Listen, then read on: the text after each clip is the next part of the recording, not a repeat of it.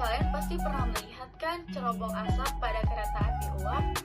Tapi apakah kalian pernah berpikir bagaimana cara kerja cerobong asap tersebut? Oke, biar kalian gak bingung dan gak penasaran, yuk kita simak pembahasan berikut. Cerobong asap pada kereta api uap berfungsi sebagai ventilasi panas gas buang atau asap yang dihasilkan oleh kereta. Nah, ternyata proses ini itu menggunakan penerapan hukum Bernoulli sebagai prinsip utamanya. Sebelum kita lebih lanjut membahas mengenai cara kerja cerobong asap, terlebih dahulu kita harus tahu apa sih hukum Bernoulli itu. Sejarah hukum Bernoulli. Hukum Bernoulli dinamakan oleh Daniel Bernoulli yang pertama kali mencetuskan hukum ini berdasarkan buku yang berjudul Hidrodinamika. Buku ini terbit pada tahun 1783. Bagaimana sih asap pada kereta uap itu dapat naik ke atas cerobong? Ya, yang perlu kita ketahui terlebih dahulu adalah bagaimana prinsip dari hukum Bernoulli. Hukum Bernoulli itu merupakan hukum yang berlaku untuk fluida dinamis. Nah, perlu diingat juga nih, jadi fluida itu bukan tentu air ya. Tetapi fluida itu dapat berupa zat yang bisa mengalir. Nah, hukum Bernoulli membahas mengenai hubungan antara tekanan, kecepatan, dan ketinggian dari dua titik aliran fluida dengan massa jenisnya. Dan hukum Bernoulli menyatakan bahwa kenaikan kecepatan aliran fluida akan menyebabkan penurunan tekanan fluida secara bersamaan loh. Dan intinya adalah tekanan akan menurun jika kecepatan aliran fluida semakin meningkat. Semakin penasaran kan dengan hukum Bernoulli? Dan secara sistematis, hukum Bernoulli dapat dirumuskan sebagai berikut, yaitu P1 ditambah dengan setengah rho V1 kuadrat ditambah dengan rho GH1 sama dengan P2 ditambah dengan setengah rho P2 kuadrat ditambah dengan rho GH2.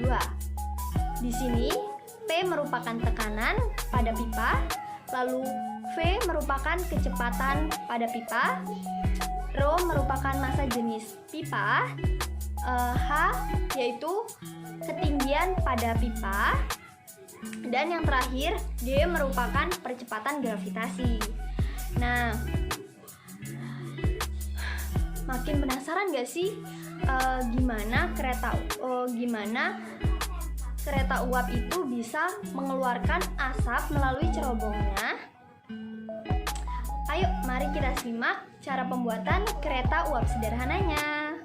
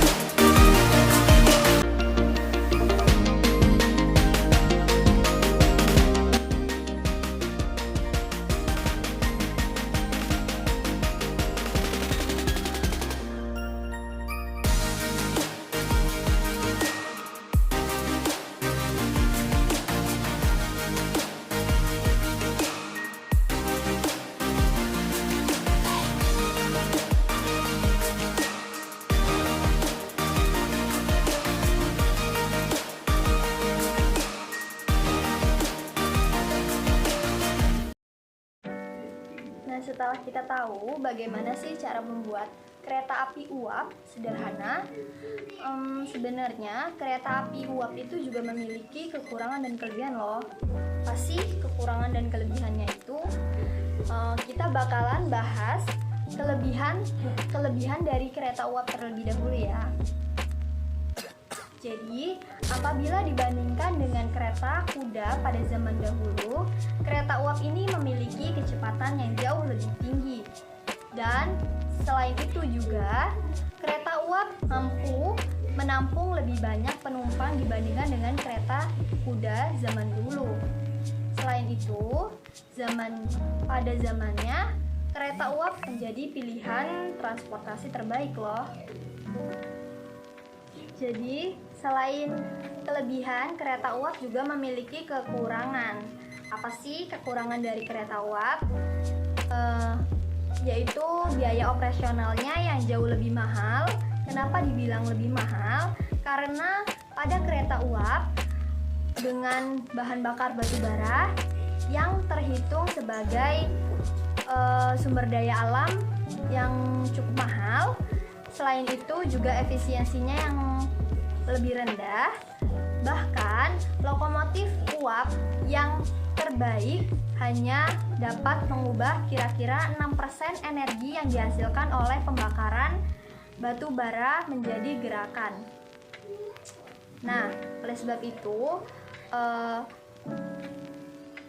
penerapan pemakaian kereta api di masa yang akan datang atau pada zaman sekarang itu menurut kami kurangnya efektivitas atau tidak efektif karena selain tingkat efisiensinya yang rendah, kereta uap ini juga tidak ramah lingkungan, yang dimana bisa dapat dikatakan bahwa bahan bakarnya yaitu batu bara sendiri yang merupakan bahan alam yang diambil dari alam, dan jika kita pakai secara terus-menerus maka akan habis dan tidak tersisa lagi.